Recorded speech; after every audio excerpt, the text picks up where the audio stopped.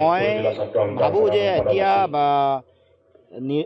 অসমত দুটা পক্ষ, এটা হ'ল ফেচিষ্ট সাম্প্ৰদায়িক বিজেপি আৰু আনফালে জনগণে বিচাৰিছে যে এই শক্তিটোক পুলিয়ে পোখাই উৎখাত কৰিব লাগে। দেশৰ সংবিধান, দেশৰ ন্যায়পালিকা, দেশৰ স্বতন্ত্ৰ সাংবিধানিক অনুষ্ঠানৰ প্ৰতি এই বিজেপি দলটোৱে সংকট নমাই আনিছে আৰু সাধাৰণ জনগণৰ তেওঁলোকৰ জীয়াই থকা, তেওঁলোকৰ ৰোজি ৰোটি, তেওঁলোকৰ খোৱা বোৱা সামগ্ৰী এইবোৰ তেওঁলোকে দাম বঢ়াই, কৰ কাটল বঢ়াই বা বিভিন্ন পেট্ৰল ডিজেল গেছৰ চিলিণ্ডাৰৰ দাম বঢ়াই সাধাৰণ জনগণক এটা ভয়াৱহ ভৱিষ্যতৰ মাজলৈ ঠেলি দিছে। সেইকাৰণে সাধাৰণ জনগণৰ যিটো আহ্বান, সেইটো আহ্বান হ'ল যে আমি একত্ৰিত হ'ব আৰু আমি সেইকাৰণে মই ভাবোঁ যে আমি সকলো জনগণৰ পক্ষত আছোঁ আৰু থাকিম।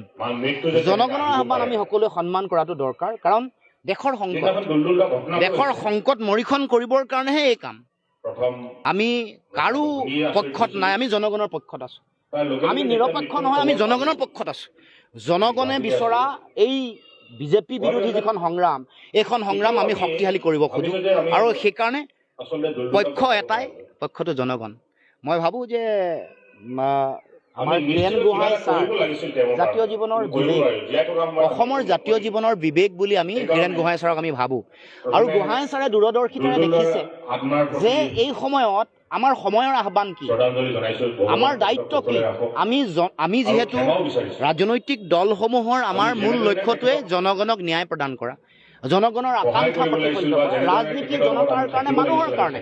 গতিকে আজি জনগণৰ কাৰণে, জনতাৰ কাৰণে প্ৰয়োজনীয় যিটো ৰাজনীতি, যিটো মাৰ্গদৰ্শন, সেই মাৰ্গদৰ্শনটোত আমি সকলোৱে হাত উজান দিব লাগে, সকলোৱে সহযোগিতা আগবঢ়াব লাগে। সেইকাৰণে বিজেপিক উৎখাত কৰিবৰ কাৰণে ঐক্যবদ্ধতা হ'ল মূল অস্ত্ৰ। সেইকাৰণে মই ভাবোঁ যে গোহাঁই ছাৰৰ নেতৃত্বত যিটো প্ৰচেষ্টা হাতত লৈছে, সেইটো আমি সকলোৱে প্ৰশংসা কৰিছোঁ, সকলোৱে শ্ৰদ্ধা জনাইছোঁ আৰু আমি জনগণৰ পক্ষত আছোঁ, আমি জনতাৰ পক্ষত আছোঁ। সংঘাত, দ্বন্দ্ব, যুক্তি তৰ্ক এইবোৰ না চব তৰ্ক বিতৰ্ক থাকিব, মানুহৰ সংক্ষোভ থাকিব, অসন্তুষ্টি থাকিব, সংঘাত থাকিব, দ্বন্দ্ব থাকিব, যুক্তি থাকিব, তৰ্ক থাকিব। এইটোতো গণতান্ত্ৰিক ব্যৱস্থা এটাৰ সৌন্দৰ্য, গণতন্ত্ৰৰ ভূষণ বুলি কয়। গণতন্ত্ৰত যদি আমি যুক্তিৰে মই মোৰ কথাটো ক'ব পৰা অধিকাৰ নাই, মই যদি খং প্ৰকাশ কৰিবলৈ মোৰ যদি কোনো আধাৰ নাই, মোৰ যদি কোনো পৃষ্ঠভূমি নাই, তেতিয়াহ'লে এখন গণতন্ত্ৰ হ'বই নোৱাৰে। স্বৈৰতন্ত্ৰ, কোনোবাই কিবা এটা জোৰ কৰি জাপি দিব, আমি হয় হজুৰ কৰি থাকিম। তৈলমৰ্দন কৰাটো, কাৰোবাৰ বহতীয়া দাস আৰু গোলাম হোৱাটো গণতন্ত্ৰৰ চৰিত্ৰ নহয়, স্বৈৰতান্ত্ৰিক শাসন ব্যৱস্থাৰ চৰিত্ৰ। গতিকে ইয়াততো থাকিবই, কিন্তু তাৰ মাজত সিদ্ধান্তটোৱে শেষত সকলো তৰ্ক বিতৰ্ক, যুক্তি, খং, অভিমানৰ পিছত সিদ্ধান্ত জনতাৰ পক্ষত ল'ব লাগে, মানুহৰ পক্ষত, জনতাই বিচৰা চিন্তাৰ পক্ষত। হীৰেণ গোহাঁই ছাৰৰ ব্যক্তিগত এজেণ্ডা নহয় কোনো কাৰণত, এইটো জনগণৰ এজেণ্ডা, জনতাৰ এজেণ্ডা। জনগণে বিচৰা জনতাৰ আহ্বানটো আমিও উপলব্ধি কৰিছোঁ, ছাৰে আমাতকৈ বেছি গভীৰভাৱে উপলব্ধি কৰিছোঁ।